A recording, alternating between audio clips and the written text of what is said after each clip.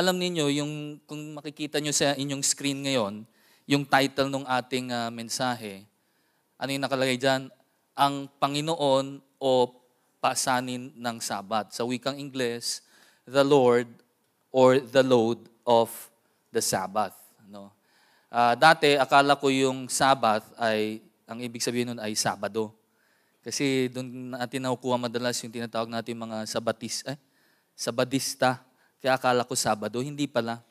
No, mamaya maintindihan natin kung ano itong Sabat na sinasabi ng ating Panginoon. Pero bago po natin talakayin yung ating yung ating pangunahing talata na makikita natin sa Mateo chapter 12, verse 9 to 13, bigyan ko muna kayo ng konting recap doon sa naihayag na sa atin last week ni Doc Rico.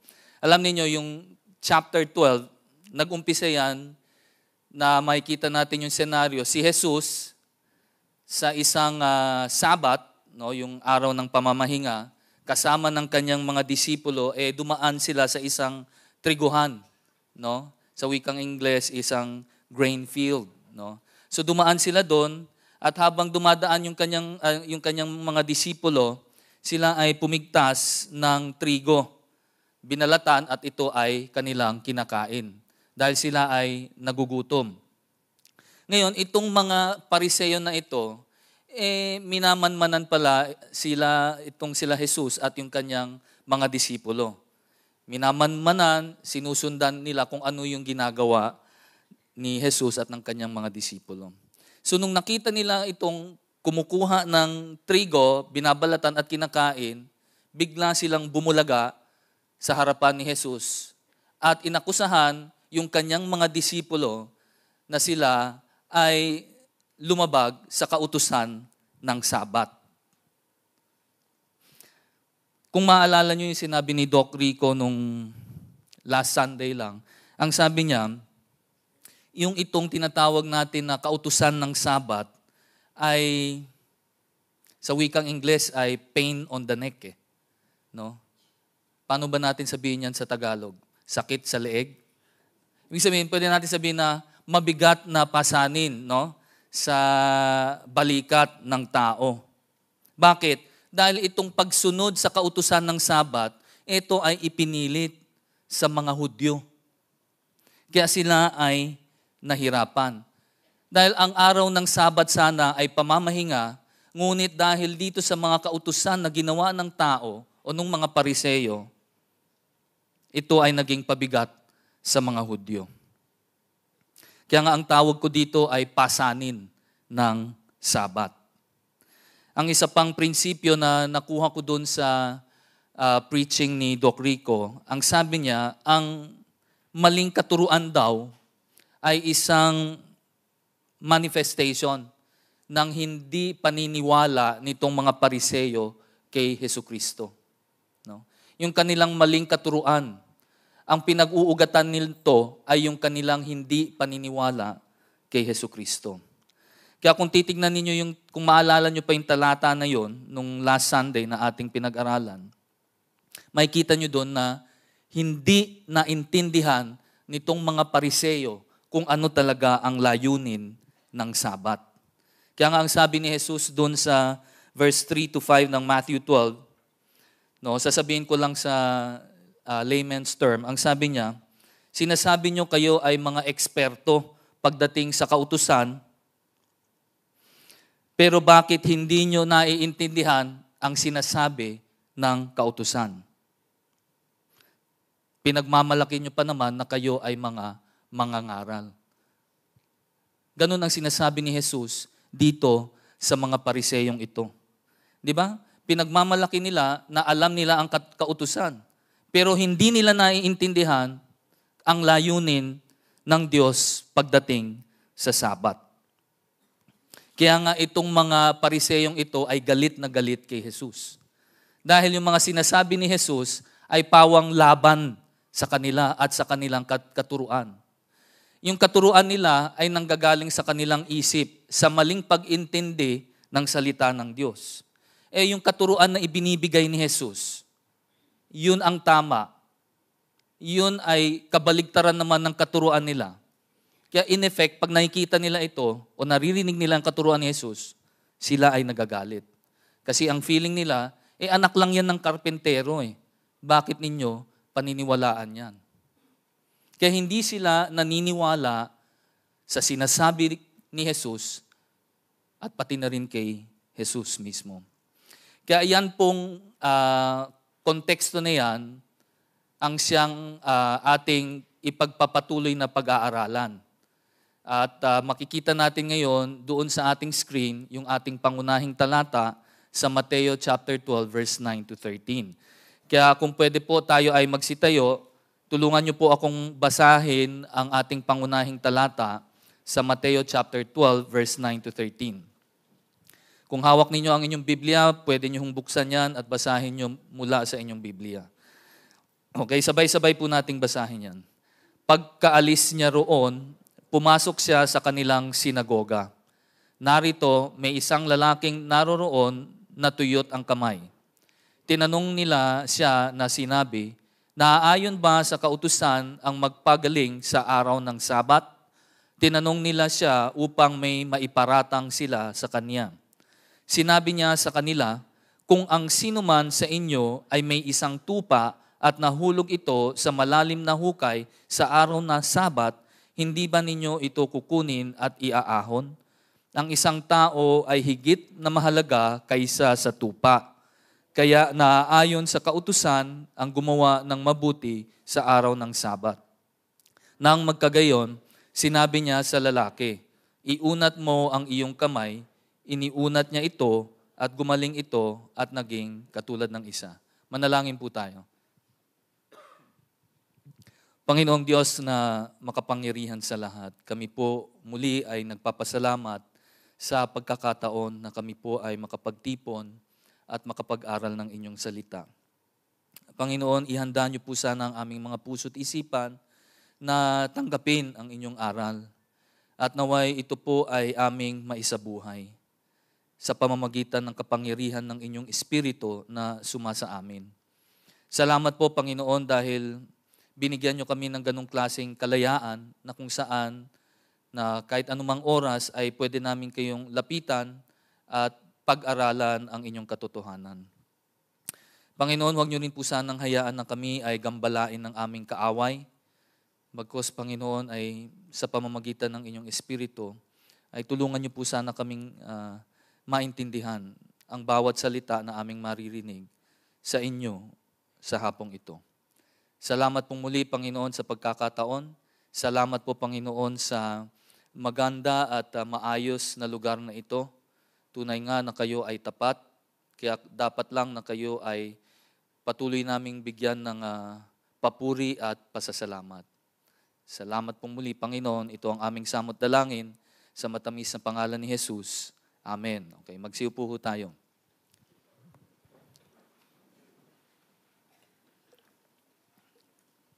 Meron tayong 3 punto. 3 points lang sa hapong ito. Ang una, ang pain ng mga Pariseyo. Pangalawa, ang katwiran ni Kristo. At yung pangatlo, ang kagalingang binigay sa lalaking may tuyot na kamay. Siguro iniisip nyo na, ano ba yung tuyot na kamay? No, mamaya makikita natin kung ano yan. So, umpisahan na po natin. Sa Matthew 12, babasahin ko muli yung verse 9 hanggang verse 10. Matthew 12, verse 9 and 10.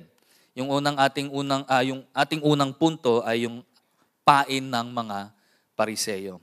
Ang sabi rito, pagkaalis niya roon, pumasok siya sa kanilang sinagoga. Narito, may isang lalaking naroroon na tuyot ang kamay. Tinanong nila siya na sinabi, naayon ba sa kautusan ang magpagaling sa araw ng Sabat? Tinanong nila siya upang may maiparatang sila sa kanya. Ito yung pain ng Pariseyo.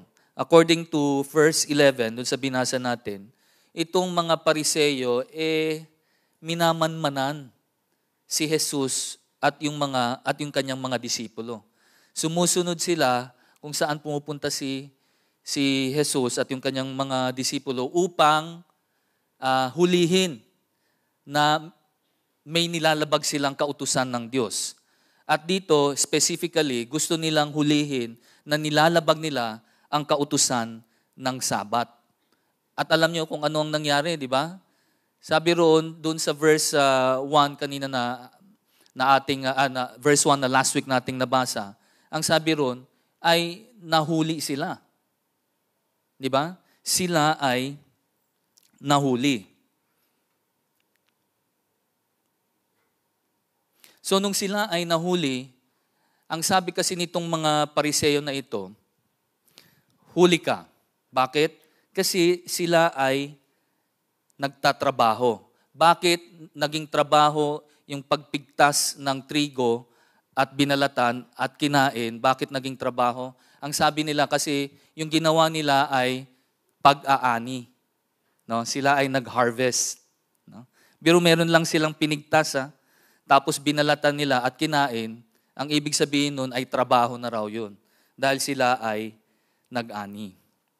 Alam nyo, itong pag-iisip nila ay mula doon sa kanilang maling katuruan. Kaya yung mga disipulo, nahuli na nila, si Jesus hindi kumain So the next step is what? Papainan naman nila ngayon si Jesus. Sa paanong paraan? Sa paraan ng pagpresenta ng isang taong may tuyot na kamay. Ano ba itong tuyot na kamay? Sa wikang Ingles, ang sabi rito, it is a man with a withered hand. Yung salitang Greko ng withered ay seiros. Sa wikang Ingles, ito yung ibig sabihin niya. It means members of the body deprived of their natural juices, shrunken, wasted, or withered.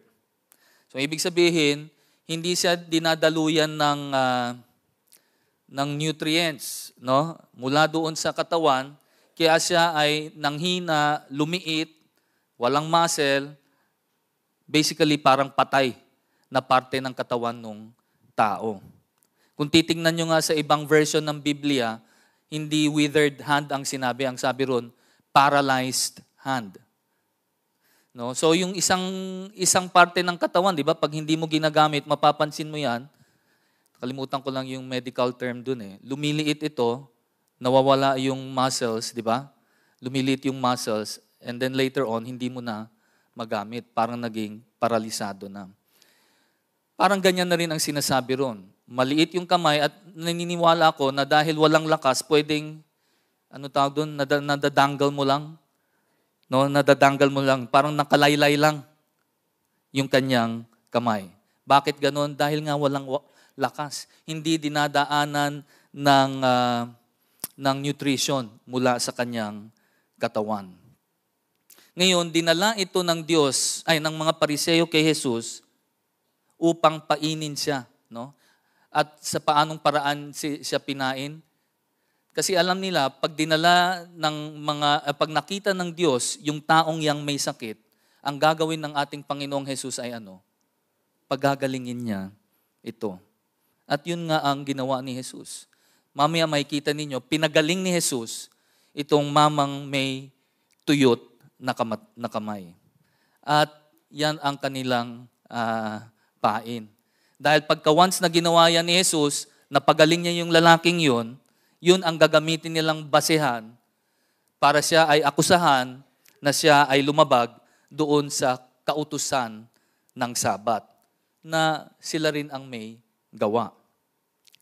Ang isang halimbawa na nagawa na ito ni Jesus na kung saan siya ay nagpagaling sa araw ng Sabat ay dito sa Lucas chapter 13, verse 14 hanggang 16. Okay?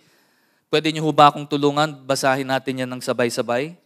Ang pinuno ay lubhang nagalit.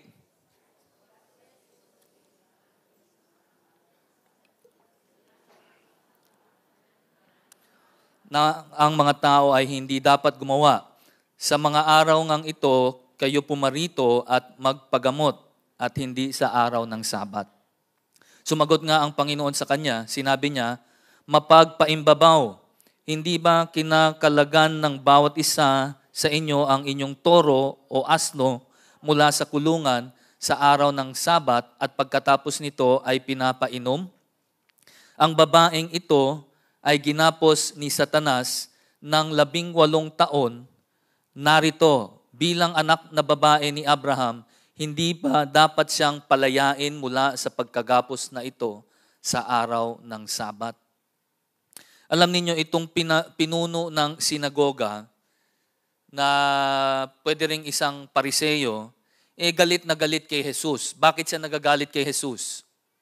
Dahil nagpagaling siya sa araw ng Sabat. Ang sabi niya kay Jesus, kahit anong araw, basta wag lang Sabat, pwede kang magpagaling ng tao. Pero pag dumating yung araw ng Sabat, wala kang pwedeng pagamutin. Kung sakaling araw na meron kayong makitang yung halimbawa ni Doc Rico last time is that kung yung tao, sabihin natin agaw o may karamdaman, hindi mo siya pwedeng gamutin sa araw ng Sabat. Ang pwede mo lang gawin ay i-prevent na hindi siya mamatay. Pero kung papagalingin mo siya o bibigyan mo ng gamot, hindi pwede. Maghihintay ka pa ng isang araw bago mo siya gagamutin. Kaya kung siya ay naputulan ng kamay, ang pwede mo lang gawin ay siguro pigilan yung dugo. Tapos hihintayin mo pagkatapos ng Sabat at saka mo ngayon gagamutin. Ganun ang kanilang kautusan, ganun ang kanilang patakaran. Hindi po ito utos ng Diyos. Ito ay utos na gawa-gawa lamang ng tao. Biro mo, itong babaeng ito na 18 pinapahirapan ng isang demonyo, binigyan ng isang karamdaman na galing sa demonyo, at pinagaling ni Jesus, imbis na matuwa itong mga opisyal ng sinagoga, lalo pa silang nagalit kay Jesus. Bakit sila nagagalit? Mali ang pagkaintindi nila patungkol sa Sabat. Hindi nila ito naiintindihan. Meron pang isang halimbawa, yung pinagaling ni Jesus na isang lalaking may sakit ng 38 taon na. Ang tawag natin dito, yung healing at Bethesda. No? Alam niyo itong mamang ito, 38 taon nang may sakit, hindi napapagaling. At nung pinagaling ito ni Jesus, tignan ninyo ngayon kung ano ang naging reaksyon ng mga Pariseyo. Sa Juan chapter 5, verse 14 to 16, ito po yung naging tugon ng mga Pariseyo sa ginawa ni Jesus. Pagkatapos nito, natagpuan siya ni Jesus sa templo. Sinabi sa kanya, narito, ikaw ay magaling na. Huwag ka nang magkasala upang hindi mangyari sa iyo ang malubhang bagay. Umalis ang lalaki at sinabi sa mga Hudyo na si Jesus ang nagpagaling sa kanya. Dahil dito, inusig ng mga Hudyo si Jesus. Humanap sila ng pagkakataon upang patayin siya sapagkat ginawa niya ang mga bagay na ito sa araw ng Sabat. Bakit sila nagagalit? Hindi nila naiintindihan ang layunin ng Diyos sa Sabat. At sabi rito sa Biblia, at dahil dyan, galit na galit itong mga Hudyo, itong mga Pariseyo kay Jesus, kaya siya ay inuusig parati. Naghahanap sila ng akusasyon, ng paraan upang hulihin and ultimately patayin ang ating Panginoong Jesus. Bakit? Kasi nga daw, nilalabag daw ni Jesus yung kanilang kautusan sa Sabat. Yan po ay hindi kautusan ng Diyos. Ito ay kautusan na gawa ng tao sa maling pag-intindi sa Sabat. Kung alam lang nila kung ano yung ibig sabihin ng Sabat, hindi sila gagawa ng mga ganong klaseng seremonya o kautusan na pampabigat lang sa mga Hudyo. Kaya nga kung titingnan nyo, kung naalala nyo pa yung kanina binasa natin sa verse sa Matthew chapter 12, makikita natin doon na ang tawag ni Jesus dito sa mga Hudyo o mga Pariseyo ay mga mapagpaimbabaw, di ba? Mga hypocrites doon sa Lucas chapter 13 kanina. Mahilig lang sila sa panlabas na kabanalan. Pero pagdating sa kanilang kalooban, makikita mo kung gaano ito karumi. Kitang-kita yan ng ating Panginoong Diyos. At dahil sa galit ng mga Pariseyo na ito, talagang gusto nilang hulihin si Kristo Jesus sa akto na nilalabag ang kautusan ng Sabat na gawa-gawa lamang nila. Sa tingin nyo ba hindi alam yan ni Jesus na siya ay pinagpaplanuhan nitong mga taong ito? Alam ng Panginoon yan. Alam niya kung ano ang nasa isip nitong mga taong ito. Kaya kung titingnan ninyo sa susunod na verses, verse 11 and 12 ng Matthew 12, diyan natin makikita yung argumento ni Jesus, yung katuwiran ni Kristo, yung kanyang argumento. At ano yan? Sabi sa verse 11, sinabi niya sa kanila, kung ang sino man sa inyo ay may isang tupa at nahulog ito sa malalim na hukay sa araw na Sabat, hindi ba ninyo ito kukunin at iaahon? Ang isang tao ay higit na mahalaga kaysa sa tupa. Kaya naaayon sa kautusan ang gumawa ng mabuti sa araw ng Sabat. Yan ang katwiran ni Kristo, yan ang kanyang argumento. Alam niyo, yung mga Hudyo ay pinapayagang kanilang iahon at iligtas yung isang hayop nila, kung ito man ay tupa o toro o asno. Pag nahulog ito sa isang malalim na hukay, pinapayagan silang kunin ito or iligtas. Bakit sila kahit sa araw ng Sabat? Kahit sa araw ng Sabat. Bakit? Dahil may kautusan yan na ibinigay ng Diyos. Kung titingnan ninyo sa Deuteronomio chapter 22 verse 4, ito yung utos. Ang sabi riyan, huwag mong makikitang napahiga sa daan ang asno ng iyong kapatid o ang kanyang baka at ikaw ay magkukubli sa mga yaon. Iyong ang tutulungan siya upang itindig sila uli. Kaya nga sabi ni Jesus kung yung pagligtas sa hayop pinapayagan nyo, hindi ba mas nararapat palalo ang inyong kapwa?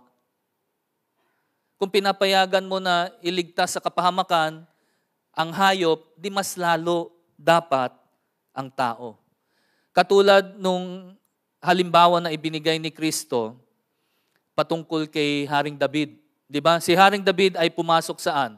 Sa templo. At anong ginawa niya? Kinuha niya yung tinapay na inialay dun sa altar. Kinuha niya ito, kinain, binigay sa kanyang mga kasamahan at kinain din. Alam nyo ba na yan ay paglabag doon sa kautusan ng Diyos? Dahil ang utos ng Diyos ay ang mga pari lang ang pwedeng kumain yan. Pero pinarusahan ba si Haring David? Hindi. Dahil noong mga panahon na yun, sila ay gutom na gutom. Ang isa pang halimbawa ay itong mga pari. Di ba? Tuwing Sabat, sila ay nagtatrabaho. Tingnan natin yan sa Mateo chapter 12, verse 3 hanggang verse 5. Ang sabi riyan, ngunit sinabi niya sa kanila, hindi ba ninyo nabasa ang ginawa ni David noong siya at ang kanyang mga kasama ay nagutom?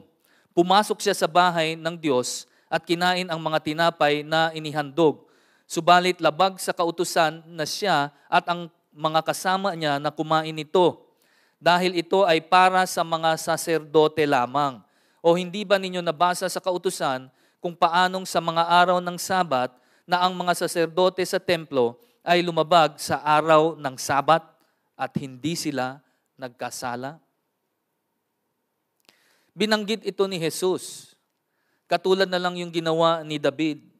Hindi nila ito tinuring na pagkasala o kasalanan na ginawa ni Haring David. Dito sa senaryo ni David, makikita natin na mas binigyan ng importansya ng ating Panginoon ang matulungan ang isang kapatid na nangangailangan kesa doon sa seremonya o kesa doon sa alay. Mas binigyan ng Diyos ang importansya ng isang taong nangangailangan ng tulong kesa doon sa sacrifice, kesa doon sa alay na ginagawa nila doon sa altar. Mas importante yun. Isa pang halimbawa na binigay ni Jesus dito sa verse 3 to 5 ay yung saserdote nga, yung mga pari sa templo. Na sila mismo, tuwing Sabat, nilalabag nila ang kautusan ng Sabat. Bakit? Nagtratrabaho sila eh. Pumapatay sila ng hayop, tapos inaalay nila ito sa altar para sa mga tao.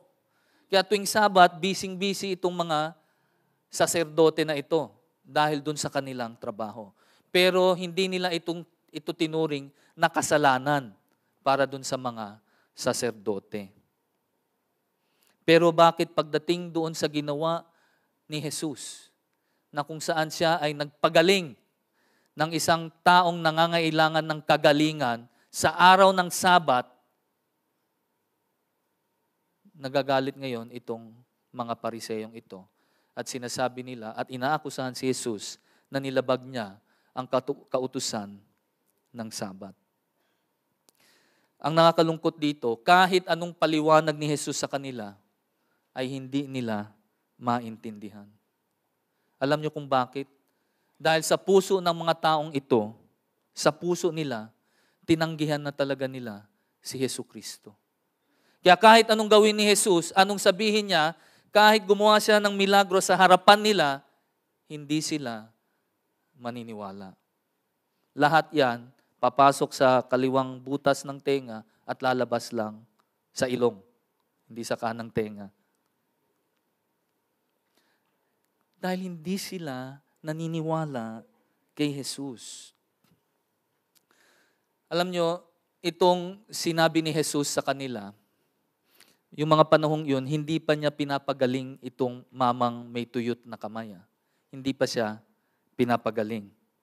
Pero alam na ni Jesus kung ano ang tumatakbo sa isip nitong mga taong ito. Kaya nga meron ginawang deklarasyon ang ating Panginoong Jesus. Kung titingnan nyo ulit dun sa Mateo chapter 12, verse 12, may hinighlight ako dyan. Ang sabi riyan, kaya naaayon sa kautusan ang gumawa ng mabuti sa araw ng Sabat. Yan ay deklarasyon ng ating Panginoong Jesus. Ang sabi niya, kaya naaayon sa kautusan ang gumawa ng mabuti sa araw ng Sabat. Sino ba ang may kapangyarihan na magpaliwanag ng isang kautusan kung hindi yung mismong may akda ng kautusan? Di ba? Siya lamang ang natatanging may karapatan at kapangyarihan na makapagpaliwanag nun. Kasi siya mismo ang may akda noong kautusan. At sino rin ang pwedeng magsabi na ikaw ay pwedeng magpagaling o gumawa ng mabuti tuwing Sabat, kundi ang Panginoon ng Sabat. Kaya kung si Jesus ay ang Panginoon ng Sabat, nararapat lang nating sundin kung ano ang kanyang sinasabi. At ang kanyang deklarasyon ay ano? Na naaayon daw sa kautusan ang paggawa ng mabuti tuwing Sabat. Pero hindi pa rin ito naiintindihan ng mga Pariseyo. Hindi nila maintindihan. At pinipilit pa rin nilang pasanin ng mga tao ang kautusan na gawa-gawa lamang nila. Bakit nahihirapan yung mga Hudyo dito sa kanilang pamatok, na napakabigat na pamatok? Mamayang konti i-explain ko yan sa inyo. Pero si Jesus, upang mapatunayan niya na totoo yung kanyang sinasabi, ano ang ginawa niya? Pinagaling niya yung mamang may tuyot na kamay.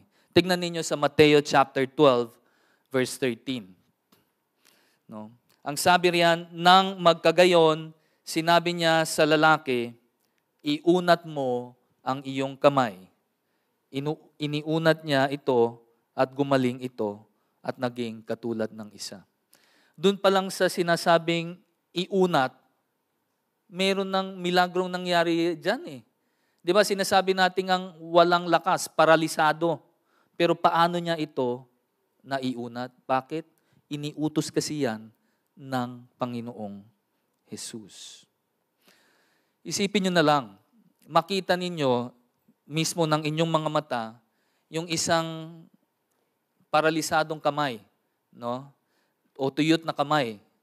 Sa harapan ninyo, bigla itong lumaki at parang bumalik doon sa kanyang orihinal na itsura. Ano kaya ang magiging reaksyon natin? Siguro talagang mapapanganga ka sa pagkamangha, di ba? Lumaki sa harapan mo, lumaki ulit yung kamay. Nagkaroon ng laman. Alam nyo, madalas akong, nung early years of my Christian life, madalas akong manood sa TV ng mga Christian programs. So lahat yan, pinapanood ko. At pinipilit kong intindihin kung ano ba yung tama at mali. Meron mga talagang kini-question ko. And I remember, yung mga healing crusade na yan, na may kita mo, may mga tao silang dinadala na yung crutches o naka-wheelchair. Tapos pagka hinipo nung pastor at pinanalangin, may kita mo na lang, biglang tatayo, nagtatatalon at nagtatatakbo doon sa loob ng worship hall. No? Ewan kung may napanood kayong ganon. Hindi lang yon. Merong iba, lalapit, sasabihin, Pastor, ito yung masakit sa katawan ko, kung saan-saan. Tapos ipapanalangin, ililay hands nung pastor. At mamaya sasabihin na niya, uy, nawala na yung sakit. Merong iba pa, sasabihin nila na sila ay may cancer or ano, at nung nagpatingin daw sila sa doktor, ang sabi ng doktor, nawala na raw yung cancer. Hindi ko sinasabi na ako ay hindi naniniwala sa milagro. No? Yung mga binanggit ko, may posibilidad na totoo yan, may posibilidad na hindi rin. Yung iba talaga, nanloloko lang. Kaya huwag kayo magpapaloko. Ang basehan natin parati ay ang salita ng Diyos. Diba? Pero kaya ko lang binabanggit yon dahil may narinig na rin akong mga testimonya ng mga kapatiran natin dito sa CCF na talagang sila ay pinagaling ng Panginoon sa pamamagitan ng panalangin ng mga kapatiran at ng pastor natin. May mga ganong pangyayari talaga, mga miracles. Pero ang gusto ko lang ipunto rito, yung milagrong ginawa ni Jesus ay walang ibang taong pwedeng makagawa, kundi Diyos lamang. Biro mo, yung kamay lumaki bigla sa harapan mo, makikita mo na lumaki at bumalik doon sa kanyang original na forma. Katulad na rin nung yung lalaking ketongin na pinagaling ni Jesus, na may parte ng kanyang katawan ay kinain na ng infeksyon. Pero binuo siya ulit ng ating Panginoong Diyos. Naging kompleto siya ulit, binuo ng ating Panginoon. Kung nalagas na yung kanyang kamay, makikita mo sa iyong harapan, nung pinapagaling niya, tumubo yung kamay. Alam nyo, yan ay paglikha.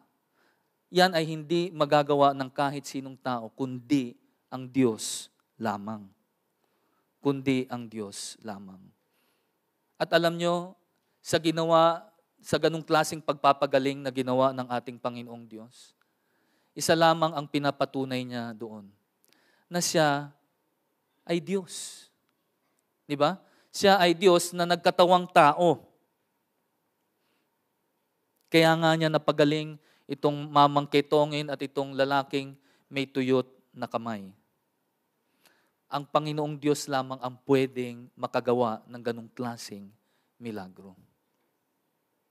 Pero alam nyo, kahit nakita na ng mga Pariseyo kung paano lumaki ulit o tumubo ulit yung kamay o naging normal ulit yung kamay nitong mamang may tuyot na kamay, imbis na sila ay maniwala, lalo pa silang nagalit kay Jesus. Hindi nila makita na si Jesus nga ang pangakong Haring Mesiyas. Talagang hindi nila maintindihan. At dahil hindi nila maintindihan, lahat ng kanilang katuruan ay puro mali. Mali rin ang pag-iintindi nila sa layunin ng Diyos para sa Sabat. Dahil kung titignan ninyo ang Mateo chapter 12, verse 7, Mateo 12, verse 7. Ang sabi rito, ngunit kung alam lamang ninyo kung ano ang kahulugan nito, habag ang ibig ko at hindi hain. Hindi sana ninyo hinatulan ang mga walang kasalanan. Kumbaga sinasabi ni Jesus, kayong mga mangangaral, kayong mga eskriba, kayong mga pariseyo, sinasabi ninyong kayo ang mga eksperto pagdating sa kautusan, pero bakit hindi ninyo maintindihan ito? Na kung pag-uusapan lamang ang Sabat, ang sabi ng Panginoong Diyos, actually itong sinabi ni Jesus sa Mateo 12:7 ay kinuha niya sa Hosea chapter 6 verse 6, na kung saan ang sinasabi roon na ang ibig ng Diyos ay habag at hindi hain o alay. Kumbaga ang gusto ng Diyos ay habag sa kapwa at hindi yung alay na inilalagay sa altar.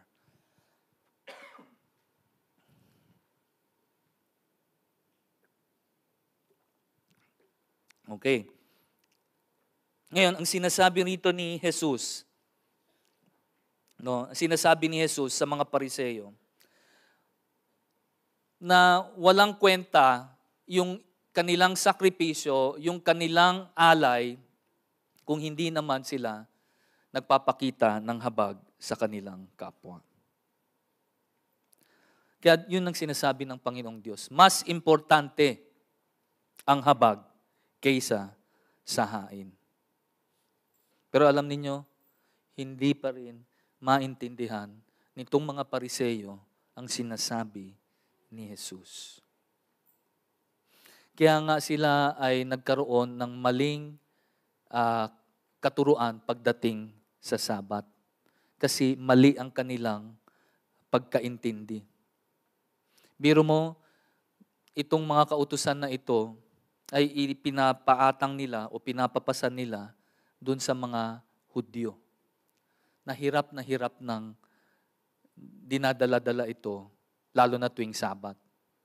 Kaya nga kung naalala nyo yung verse sa Matthew 11 verse 28, na kung saan sinabi ni Jesus, lumapit kayo, di ba? Kayong mga napapagal at nabibigatan. Yun ang offer ng ating Panginoong Jesus. Ang offer niya ay para sila ay magkaroon ng kapahingahan. Kapahingahan saan? Sa mabigat na pamatok na ito, na ibinibigay, na inilalagay ng mga pariseyo sa mga Hudyo. At kaligtasan sa kanilang pagal na kaluluwa. Alam ninyo, ang nakakalungkot dito, kahit natitingnan ninyo, nababasa natin ito sa Biblia, yung mga halimbawa na kung saan ay nami-misinterpret ng mga Hudyo yung salita ng Diyos, nakalagay dyan At nababasa natin. Pero alam nyo, sa panahon natin ngayon, marami pa ring mga tao claiming to be teachers or mga ngaral, pero hanggang ngayon, hindi pa rin nila hinahawakan ng maigi ang salita ng Diyos. Kahit na merong halimbawa sa Biblia na sinasabing mali yan, hanggang ngayon, ganun pa rin ang ginagawa ng tao.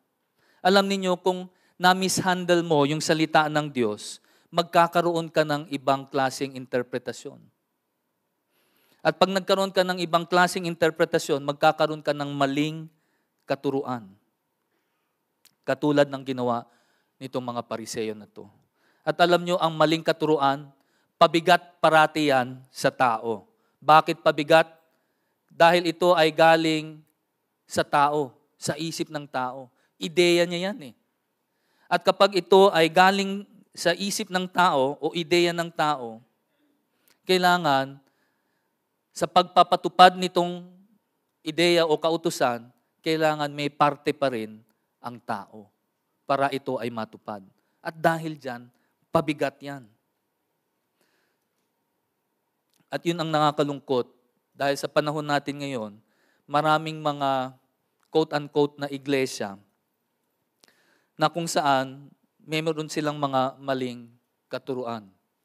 Ang isang very popular na maling katuruan ay ito, na sinasabi nila na tayong mga Kristiyano ay may mahalagang parte sa kaligtasan ng isang tao. Ang katuruan nila, ang sinasabi nila, na tayong mga Kristiyano ay may mahalagang parte sa kaligtasan ng tao. Kung naalala nyo yung aking tinuro 2 Sundays ago, na ang sinabi ko na ang tao, pagdating sa kaligtasan niya, wala ni isang patak ng pawis o dugo ang manggagaling sa kanya. Ang kaligtasan natin ay galing lamang sa ating Panginoong Diyos. Ano lang ang responsibilidad natin? Ang responsibilidad lang natin ay tanggapin yung imbitasyon ng Diyos ng kapahingahan para tayo ay maligtas. Pero kung naalala nyo, may pahabol pa ako. Ang sabi ko, yung abilidad natin na isuko ang buhay natin sa Kanya, na tanggapin ang kaligtasan na iyon, iyon din, yung abilidad na iyon ay galing din sa Kanya. Dahil kung ikaw ay Kanyang pinili sa tamang panahon, pag ikaw ay tinawag niya, you have no choice but to respond. Bakit? Kasi ikaw ay Kanyang pinili. Pero may katuruan nga ngayon na sinasabi, meron tayong mahalagang parte sa kaligtasan ng tao. Kaya ang ginagawa nitong mga quote-unquote na Kristiyano na to, mag-e-eksperimento sila ng iba't ibang klaseng paraan o metodolohiya na kung saan ay galing sa pag-iisip ng tao, kung paano sila ay makapagdala ng mga tao sa loob ng kanilang iglesia. Hindi nila ginagawa yung paraan na naaayon sa salita ng Diyos. Bakit? Ang kadahilanan, ano na yan hindi na naangkop sa panahon natin ngayon. Ang term nila is irrelevant. Nung panahon ni Kristo, relevant yan. Pero sa panahon natin ngayon, hindi na yan angkop. Alam niyo ang salita ng Diyos, timeless yan. Hindi yan na ikukulong ng panahon. Simula dati hanggang ngayon, hanggang sa mga susunod pang panahon, parati yan, angkop yan. Relevant, parati yan. Kaya dahil sa ganung klaseng katuruan, ang nasa isip nila, kailangan meron akong gawin para maligtas itong tao na to, nag-iisip sila ng iba't ibang klaseng paraan para maipasok yung mga hindi mananampalataya sa kanilang iglesia. Sa paanong paraan, ito yung mga examples. Kadalasan, sa kanilang pagpangaral ng salita ng Diyos. Binababawan nila ang salita ng Diyos. They make the Word of God they would make it as entertaining as possible. At hindi lang yon, ayaw din nilang makasakit ng ibang tao. Ginagawa nila parang naging non-invasive yung salita ng Diyos. Para maging non-invasive yung salita ng Diyos, bababawan mo talaga. Dinadilute mo. Mali yun. Alam niyo, ang salita ng Diyos, kahit hindi ipaliwanag yan ng pastor, basahin lang niya yon, sigurado yan. Tatagos yan sa puso mo. Tama ba ako? Tatagos yan. Kaya hindi natin pwedeng baguhin yan. No? At yun, katulad ng mga Pariseyo, ano yan? Nakapasan yan sa kanilang mga balikat. Dahil ang iniisip nila, kailangan kong gawin ito para itong mga hindi nakakakilala sa Panginoon ay maliligtas. Alam niyo, hindi ko sinasabing hindi tayo dapat mangaral, mag-imbita, o mag-evangelize. Kailangan. Kailangan gawin yan, responsibilidad yan ng bawat Kristiyano. Pero ang tanong, sa paanong paraan? Sa pamamaraan na kung saan ay sinasabi dito sa Biblia. Alam niyo, maraming methods, maraming technique o approach ang Biblia pagdating sa evangelism. Merong one-on-one, merong from house to house, meron din yung sa harapan ng maraming tao, may nangangaral. Katulad ng ganito. Pero ang common denominator nila, alam nyo kung ano? Ang common denominator. Yung faithful preaching ng salita ng Diyos. Hindi binababawan. Hindi iniiba ang interpretasyon. Dahil pag once na ito ay iyong iniba, problema yan. Sabi ko nga rito, tinagalog ko lang pero mamaya babanggitin ko sa English, ang maling interpretasyon ay namumunga ng maling pangunawa. Ang maling pangunawa ay namumunga ng maling katuruan. Ang maling katuruan ay namumunga ng maling aplikasyon at halimbawa. At ang kakahinatnan nito ay pangwalang hanggang kaparusahan. Sa wikang Ingles, ito yung sinabi ko. Wrong interpretation begets wrong understanding. Wrong understanding begets wrong teaching. And wrong teaching begets wrong application. And the consequence is eternal. At yan basically ang nangyari sa mga Pariseyo. Hindi nila naintindihan. Kaya mali yung kanilang interpretasyon ng Sabat. Kung naalala nyo nga yung sermon ng Diyos ng Panginoong Hesus sa bundok, di ba? Ang katuruan kasi ng mga Pariseyo, ang kasalanan, hanggat hindi mo ginagawa sa akto, safe ka pa. Hindi ka nagkakasala. Ang sabi ng Diyos, pag ikaw ay nagalit sa iyong kapwa, you are guilty of what? Murder. Pagpatay. Pag ikaw ay tumingin sa isang babae ng may pagnanasa, you are guilty of what? Pakikiapid, di ba? Adultery. Kaya doon sa mga Pariseyo, talagang magagalit sila dahil ito ay laban sa kanilang katuruan. At bakit ganun yung kanilang katuruan? Dahil sa maling pag-intindi ng salita ng Diyos. Kaya kung titingnan nyo rin dito sa Marcos chapter 2 verse 27 to 28,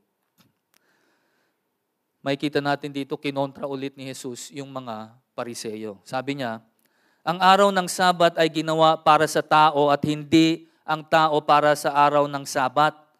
Kaya nga ako na anak ng tao ay Panginoon din ng araw ng Sabat. Sabi ni Jesus, ang araw ng Sabat ay ginawa para saan? Sa tao. At hindi ang tao para sa Sabat. Alam nyo, ang layunin ng Diyos, kaya niya ginawa ang Sabat, ay para makapagbigay ng kapahingahan sa tao mula sa kanyang pagtatrabaho. Yun ang kadahilanan kung bakit ito ibinigay ng Diyos sa tao. Para siya ay tumalikod muna doon sa problema, sa mga pressure ng pang-araw-araw na buhay at ituon ang kanyang pansin sa ating Panginoong Diyos. Yun ang kadahilanan, yun ang layunin ng Sabat. Pero yung mga Pariseyo, hindi nila ito magets. Katulad din sa panahon natin ngayon, na maraming ang nagbabasa ng Biblia, pero hindi nila magets yung tunay na kahulugan ng Diyos sa kanyang mga utos. Kaya they come up with their own interpretation. At yun ang nakakatakot. Pag ikaw ay nagbigay ng sarili mong interpretasyon at hindi yung interpretasyon ng Diyos sa kanyang salita. Alam nyo, ito ay utos ng Diyos sa kanyang mga anak, sa kanyang mga pinili. Kung titignan ninyo sa Exodo chapter 23 verse 12, Exodo 23 verse 12. Sabi riyan, 6 na araw na iyong gagawin ang iyong gawain, at sa ikapitong araw ay magpapahinga ka, upang ang iyong baka at ang iyong asno ay makapagpahinga, at ang anak na lalaki na ng iyong aliping babae at ang taga-ibang lupa ay makapagpahinga. Ito ay iniutos ng Diyos sa kanyang mga pinili o yung mga Hudyo. Na ang sabi niya, Yung ikapitong araw daw ay pagpapahinga. Para sila ay makapahinga, pati na rin yung hayop nila eh. Yung mga alagang hayop, pati na rin yung kasambahay nila ay makapagpahinga. At ito rin ay isang halimbawa na ginawa ng ating Diyos. Kung titingnan ninyo sa Genesis chapter 2, verse 2 and 3, ang sabi riyan, at nang ikapitong araw ay nayari ng Diyos ang kanyang gawang ginawa. At nagpahinga ng ikapitong araw sa madlang gawa niyang ginawa. At ang binasbasan ng Diyos ang ikapitong araw at kanyang ipinangilin sapagkat siyang ipinagpahinga ng Diyos sa madlang gawang kanyang nilikha at ginawa. Alam ninyo, meron hong kapakinabangan yung pagpapahinga. Hindi lang sa physical na katawan, pati na rin sa ating spiritual na katawan. Ito po ay ibinigay ng Diyos sa atin. Na sa ikapitong araw, ikaw ay magpapahinga. At sa iyong pagpapahinga, tatalikuran mo yung problema o kung ano man yung nasa isip mo parati doon sa pang-araw-araw at itutuon mo ngayon ang iyong pansin sa ating dakilang tagapaglikha. Yun ang layunin ng Sabat. Muli, nakakalungkot nga lang dahil maraming tao pa rin na dahil sa iniisip nila na dapat hindi pwedeng wala akong gawin para ako ay maligtas. 'Di ba? Yung sa dating pananampalataya natin na kung saan kailangan may mga gagawin tayong mga ganon para tayo ay maligtas. Hindi tayo makaalis diyan sinasabi ng Diyos, ang kaligtasan natin, ang kapahingahan natin ay manggagaling lamang sa Kanya. At ano ang kailangan nating gawin? Tugunan natin yung Kanyang pagtawag sa atin. Lumapit sa Kanya at sundin siya. Ang sabi niya, yung pamatok daw niya ay magaan at mabuti. Hindi katulad ng pamatok ng mga Pariseo na pabigat lamang sa balikat ng mga Hudyo. At ang nakakalungkot nga, dahil dun sa mga kautusan na gawa ng tao, yung mga taong nagtuturo nito, willing sila na baluktutin ang salita ng Diyos para lang matupad o maihayag yung kanilang maling katuruan. Yan ang huwag na huwag nating gagawin. Yan ang huwag na huwag nating gagawin. Ilang taon na ba tayong nag-aaral ng Mateo? Magdadalawang taon na no? Almost 2 years na, no? Almost 2 years na, di ba? At lahat kayo ay na-expose na sa ganung klaseng pag-aaral, no? Yung pandinig ninyo matalas na. Alam nyo bakit matalas? Dahil alam ninyo kung ano yung tamang paraan ng pag-aaral ng Kanyang salita. Kaya nakakasiguro ako, pag may taong o isang mangangaral ng salita na tumayo dito at nangaral ng ibang klaseng ebanghelyo, sigurado ako, meron sa inyo na lalapit sa akin at magrereklamo. Pastor, bakit nyo hinahayaan na makapagpangaral ng ganung klaseng pangaral na mali naman at hindi na ayon sa salita ng Diyos? Alam po bakit ganun na ang ating pananaw sa salita ng Diyos? Yan po ay sa kadahilan ng tayo mismo ay naniniwala na ang banal na kasulatan ay tunay nga na salita ng Diyos. Kaya nga pinag-aaralan natin to, di ba? Para hindi tayo mailigaw ng mga huwad na mga ngaral. Hindi katulad nitong mga Pariseo na ito. Itong mga Pariseo na to, sila ay bentang-benta na ang gusto nila ay pasanin ang Sabat kesa magpasakop sa Panginoon ng Sabat. Sino ba yung Panginoon ng Sabat? Ang ating Panginoong Jesus. ang ating Panginoong Jesus. Kaya nga dun sa sinabi niya sa Mark 2:28 kanina, sabi niya, kaya nga ako na anak ng tao ay Panginoon din ng araw ng Sabat. Tinapos niya yung kanyang argumento sa pamamagitan ng kanyang pagdeklara na siya ang Panginoon ng Sabat. Pero ano pa rin ang pinili ng mga Pariseyo? Ang pasanin ng Sabat kaysa sa Panginoon ng Sabat. Ang iniisip nila kasi, mali ang katuruan ni Jesus dahil ito ay kontra daw doon sa utos ni Moises. Hindi po yan totoo.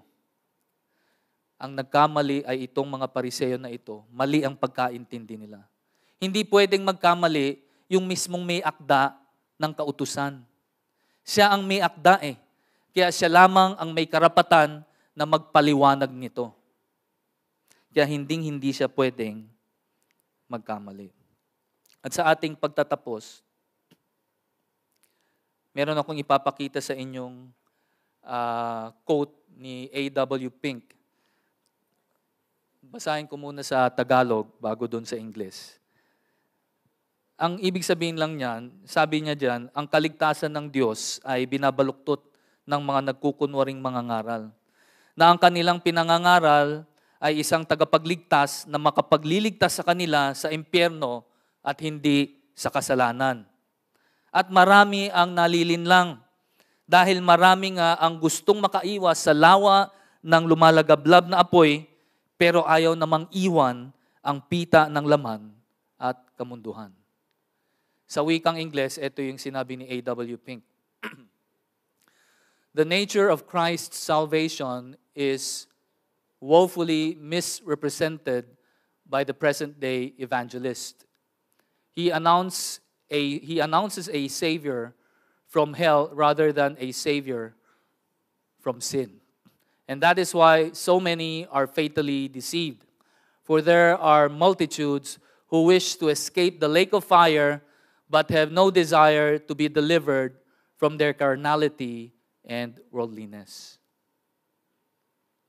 Alam nyo, kung mali ang ating pagkaintindi sa salita ng Diyos, pwedeng mangyari sa atin yan. Para kang namamangka sa dalawang ilog. Pwede ka sa mundo, pwede ka rin sa Diyos. Hindi ho pwedeng ganyan. Wala hong, katulad ng sinasabi ko parate, walang gray area. It's either black or white. Kung wala ka sa white, nandun ka sa black. Kung wala ka dun sa black, nandun ka lang sa white. Ganun lamang po. Okay? Tayo po ay magsitayo at manalangin po tayo.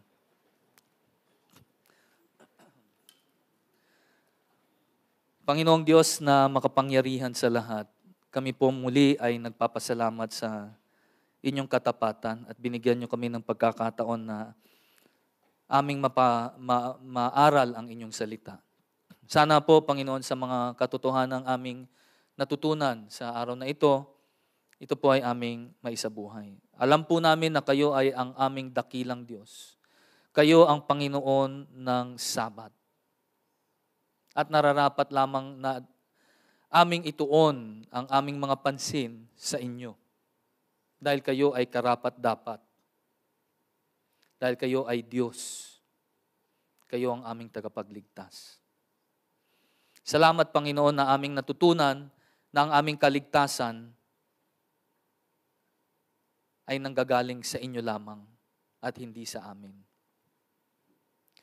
Dahil kung yan po ay mangyari, na ito ay nanggagaling sa amin, ay pwede naming ipagmalaki sa inyo na meron din kaming parte sa aming kaligtasan. Na sa katotohanan ay hindi.